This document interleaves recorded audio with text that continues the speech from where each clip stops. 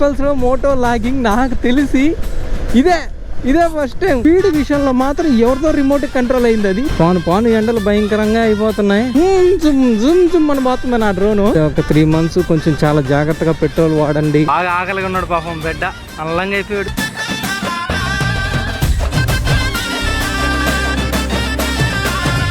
Hi friends, welcome back to my channel. This is DTS Siddhu. Good morning from Nellore. Friends, ఈ రోజు log ఏంటంటే జొన్నవాడ తిరణాలకైతే వచ్చాము. వచ్చే దారంతా మోటో లాగింగ్ చేసుకొచ్చా. చాలా రోజుల తర్వాత నేనైతే మోటో లాగింగ్ చేసుకొచ్చాను. ఆ వీడియో ఈ ఇంట్రో తర్వాత మీరైతే చూస్తారు. Hi friends, welcome back to my channel. చాలా రోజుల తర్వాత నేను మోటో లాగింగ్ చేస్తుంటే అసలు నాకే ఆశ్చర్యంగా ఉంది. నేను ఇన్ని సంవత్సరాల తర్వాత మళ్ళీ సడన్ గా మోటో లాగింగ్ కి షిఫ్ట్ అవుతానని. ఏదో నాకున్న ఎక్స్పీరియన్స్ తో హడావిడిగా సెటప్ చేసిన సెటప్ ఇది. అసలు కెమెరా యాంగిల్ కానివ్వండి, వాయిస్ కానివ్వండి ఎలా వస్తుందో నేనైతే అసలు చెక్ చేయలా. ఇదే డైరెక్ట్ ఫస్ట్ టైము. ట్రయల్స్ కూడా జరగలేదన్నమాట. ఎలా వస్తుందో బాగుంటే పెడతా, బాగాలేకపోతే ఇంకంతే, ఈ వీడియో వదలకపోవచ్చు. నెల్లూరు నుంచి జొన్నవాడకి అయితే వెళ్తున్నాం. ఎందుకంటే జొన్నవాడలో గత కొన్ని రోజుల నుంచి జాతర అయితే జరుగుతుంది. జొన్నవాడ జాతరకి ఎప్పుడు పోలా, ఇదే మొదటిసారి పోవడం. ఎక్స్పల్స్ లో పోతున్నా. ఇంకొక విషయం మీకు చెప్పడం, ఎక్స్పల్స్ లో మోటో లాగింగ్ నాకు తెలిసి ఇదే ఫస్ట్ టైం. చాలా సంవత్సరాల తర్వాత ఏదో గుడ్ ఫీలింగ్ ఉంది. అసలు ఈ ఆడియో బాగా వస్తుందో లేదో తెలియదు, కెమెరా యాంగిల్ ఎలా ఉందో తెలీదు. మళ్ళీ చెప్తున్నా, చూసుకోండి. ఒకవేళ బాగాలేకపోతే నెక్స్ట్ టైం సెట్ చేస్తాను. ఫ్రెండ్స్, ఇప్పుడు మనం కరెక్ట్గా కేవీఆర్ కాడ ఉన్నాము. కేవీఆర్ పెట్రోల్ బంక్ అని కూడా అంటారు. పాను ఎండలు భయంకరంగా అయిపోతున్నాయి. ఈ ఎండలకి బయటికి రావాలన్నా పెద్ద తలకాయ నొప్పి. డెలివరీ బాయ్లు ఎలా తిరుగుతున్నారో నాకు అర్థం కావట్లా.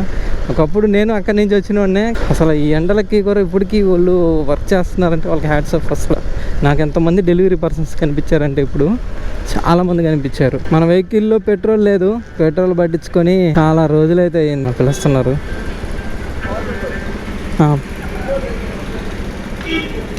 నార్మలే బట్టలే బ్రో. పవరే ఉందా? పవరే బట్టు 330కి బట్టు. ప్రజెంట్ పెట్రోల్ బంక్స్ లో పెట్రోల్ ఓన్లీ పవర్ పెట్రోల్ మాత్రమే దొరుకుతుంది. ఇప్పుడు పెట్రోల్ ప్రైస్ చూడండి ఒకసారి. Per litre 123 rupees.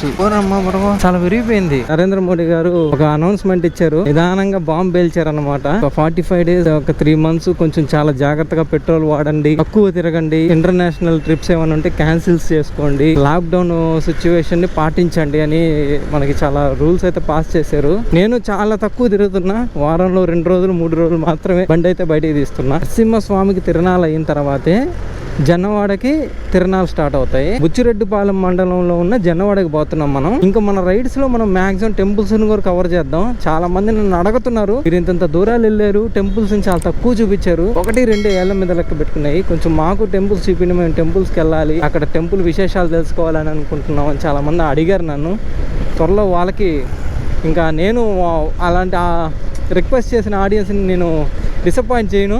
Maximum temples కూడా తిరుగుతాను నేను. ఇంకా విండ్ చాలా ఎక్కువ ఉంది, నాయిస్ వస్తుందని ఎక్స్పెక్ట్ చేస్తున్నా. నేను నాయిస్ రిమూవ్ చేసేదానికి ట్రై చేస్తా.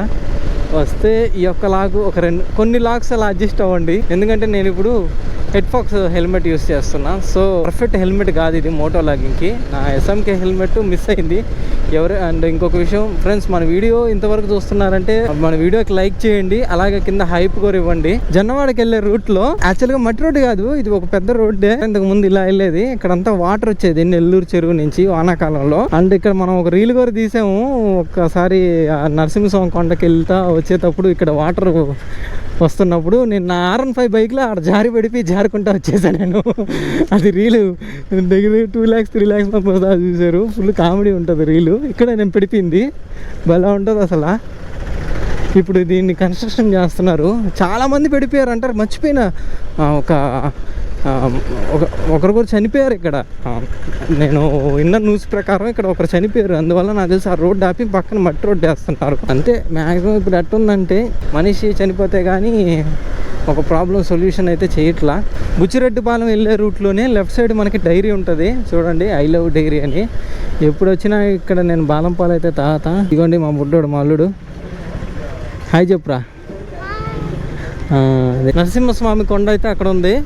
ఇటు బ్రిడ్జి, పెన్నా బ్రిడ్జి దాటంగానే అవతల సైడ్ జొన్నవాడ వచ్చి జొన్నవాడ గుడి పేరు వచ్చేసి శ్రీ మల్లికార్జున కామాక్షి తాయి దేవస్థానం. ఫ్రెండ్స్, గుడికి ఎంట్రన్స్ చూడండి. ఎంట్రన్స్ లోనే ఫుల్ లైటింగ్. కాకపోతే ఇప్పుడు మార్నింగ్ కాబట్టి మనకి లైటింగ్ కనిపిలా. ఆడా ఇప్పుడు ఆ బ్రిడ్జ్ మీద పోదామా బాగున్న బ్రిడ్జ్లో పోదామా బాగాలేని అదిగో అవునరా బల్ల బ్రిడ్జ్ పడిపోయి ఉందిరాడా అది పోదామా పడిపోయిన బ్రిడ్జ్ కాడికి ఊరే ఏంద్రా పెన్నా నదిలో కుక్కలేని దిగి ఉన్నాయి కదరా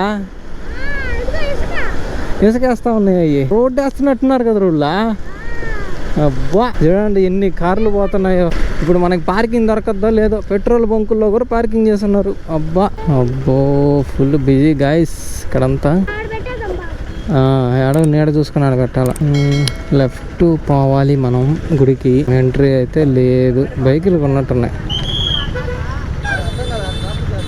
ఎంట్రీ లేదయ్యా చెట్టు కింద ఎత్తుక్కొని పార్కింగ్ చేశాక కెమెరా ఆన్ చేస్తాం గుడికి కొంచెం దూరంలో చెట్టు కింద బండి పార్క్ చేసి గుడి ఎంట్రన్స్ కాడికి రాగానే వచ్చిన భక్తులందరికీ మజ్జిగిస్తూ ఉన్నారు నేను మా అల్లుడు చెరొక్క గ్లాస్ తాగేసి గుళ్ళోకి బయలుదేరేసాం నేను తెలుసుకున్న గుడి చరిత్ర గురించి మీకు కొన్ని మాటల్లో చెప్తా అక్షక ప్రజాపతి అనే ఒక ఋషి ఇక్కడ యాగం చేస్తుండగా హోమంలో శివుడు మల్లికార్జున అనే పేరుతో లింగం రూపంతో ప్రత్యక్షమయ్యాడు కైలాసంలో పార్వతీదేవి శివుడు కనిపించట్లేదని చెప్పి వెతుకుతూ ఉండగా తన దివ్య దృష్టితో మోడలో ఉన్నాడని చెప్పి తను వచ్చి తీసుకుని పోతుంటే మన శివుడు పార్వతీదేవితో నాకు ఈ ప్రదేశం చాలా బాగా నచ్చింది ఆ భక్తులకి నువ్వు ఇక్కడే వెలిసి దీవించు అని అడగంగా మన పార్వతీదేవి పెన్నా నదిలో చేపలు పట్టే వాళ్ళు వలలేయంగా అమ్మవారు రూపంతో ఉన్న విగ్రహం అయితే వలలో పడింది అందుకే ఈ గుడి పేరు శ్రీ మల్లికార్జున కామాక్షి తాయి టెంపుల్ అని అయితే అంటారు గుడి పక్కనే పెన్నా నది ఉంటుంది ఈ పెన్నా నదికి కూడా ఒక 3 విశేషాలు ఉన్నాయి ఇంద్రలోకంలో ఇంద్రుడు తన పదవిని పోగొట్టుకొని బాధపడుతుండగా రాక్షసులు వేదానికి తట్టుకోలేక ఇక్కడికి వచ్చి పెన్నా నదిలో స్నానం చేసుకుని అదే తడి బట్టల మీద అమ్మవారిని శివుణ్ణి దర్శించుకొని ఒక రాత్రి నిద్ర చేసి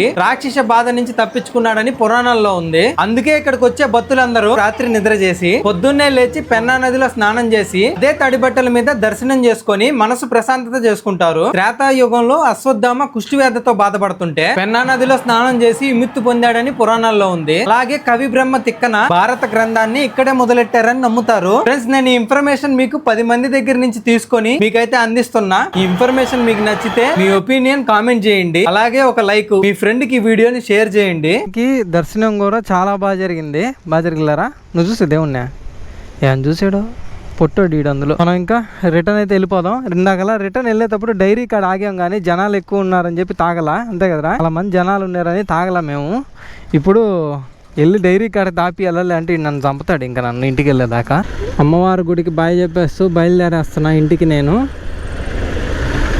ఇంటికి వెళ్ళేటప్పుడు కూడా ట్రాఫిక్ అనా అయిపోయింది కదా రథం కూర అయిపోయింది ఓకే అందరు ఇళ్ళకి వెళ్తున్నారు నా స్టాప్ పిల్లలకి ఒరే ఏం లేదే వీళ్ళు విఐపీస్ వస్తున్నారని చెప్పి నా రోడ్లో బండి ఆపేశారు ఇప్పుడు చూడండి ఎంత ట్రాఫిక్ వచ్చిందో అలా ఆపకూడదు సైడ్కి వచ్చైనా ఆపుకోవాలా ఎంత విఐపీస్ అయితే మాత్రం ఇది మనం రోడ్డు అనుకున్నాం కదా ఇందాక ఇది రోడ్డు అయితే కాదు నిన్న పెళ్ళి జరిగింది ఈరోజు రథం రేపు మనకి తెప్ప కదా తెప్పకి పెన్నా నదిలో నీళ్లు లేవు చూడండి ఈ నీళ్ళని ఆపుతున్నారు వచ్చేదే చాలా తక్కువ నీళ్ళు ఆ నీళ్ళని ఆపి ఈడ కొంచెం వాటర్ ఫ్లో అయ్యేటట్టుగా ఈడంతా వాటర్ వచ్చేటట్టుగా ప్లాన్ చేస్తున్నారు మన మినీ డ్రోన్తో కొన్ని షార్ట్స్ తీసాను ఆడ తీసేదానికి కంఫర్ట్గానే ఉండింది కానీ ఒక్కసారిగా నా డ్రోన్ ఎగిరిన తర్వాత ఒకసారి తలెత్తి చూస్తే 4 డ్రోన్లు ఉన్నాయి గాల్లో అది నాదే కాదు అందరి డ్రోన్లు ఒకరిదైతే కదలకుండా ఆగిపోయింది గాల్లోనే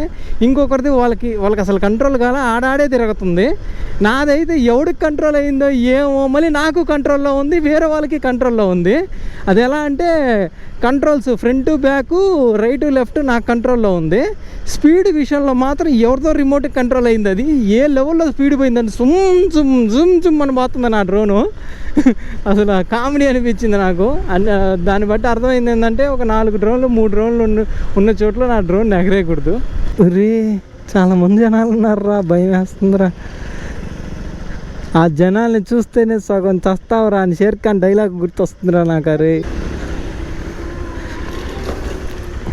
ఒరే మనం తాగాలన్నప్పుడు ఫిక్స్ అయిపోయావురా ఖచ్చితంగా తాగాల్సిందే ఇప్పుడు బాదం పాలు పట్టాడు చాక్లెట్ ఐస్ క్రీమ్ ఇప్పుడు బాదం పాలు తాగి చాక్లెట్ ఐస్ క్రీమ్ తినాలరా నువ్వా చెప్పో బా వీడు మంచి పనిలో ఉన్నాడబ్బా ఆకలి మీద ఉన్నాడు బాగా ఆకలిగా ఉన్నాడు పాపం బిడ్డ అల్లంగా అయిపోయాడు తిరిగి ఈ చెట్టు కిందగా కూర్చొని బాదం పాలు ఐస్ క్రీమ్ అయితే తినేదానికి తెచ్చుకున్నాడు. జ్యూస్ దాగి ఐస్ క్రీమ్ తిని బయలుదేరే కడికే టైం 1 అయిపోయింది. కడుపులో మొత్తం చల్లంగా ఉంది. ఫ్రెండ్స్ వీడియో ఎలా అనిపించిందో కామెంట్ చేయండి. త్వరలో హెల్మెట్ మార్చుదాం అనుకుంటున్నా, ఎందుకంటే ఇది చాలా చిన్న హెల్మెట్ కాబట్టి, అంటే అంత పర్ఫెక్ట్ రైడింగ్ కోసం హెల్మెట్ కాదు ఇది, పిలియన్ రైడర్కి బెస్ట్. ఈ వీడియో ఒక డిఫరెంట్ వే ఆఫ్లో తీసాను, ఈ మొత్తం మోటో లాగింగ్. ఈ ఇన్ఫర్మేషన్ మీకు నచ్చితే మన వీడియోకి లైక్ చేసి మన ఛానల్ని సబ్స్క్రైబ్ చేసుకోండి. మరొక మంచి వీడియోతో మీ ముందుకు వస్తా.